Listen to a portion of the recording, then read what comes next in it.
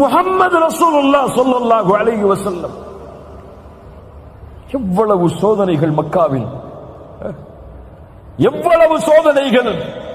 நபி சுஜூதில் முஷ்ரிக்குகள், மக்கத்து காஃபிர்கள் அந்த தூதரின் மேல் ஒட்டகத்தின் கழிவை வீசினார்கள்.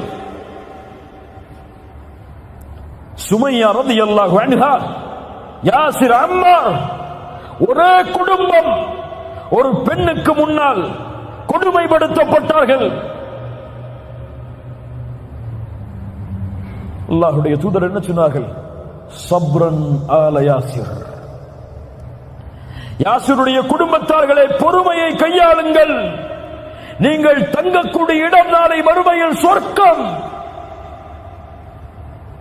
அஸ்ஸபர், அஸ்ஸபர், என் ரப்பு எனக்கு கொடுத்தது, இதில் நான் பொறுமையோடு இருப்பேன்.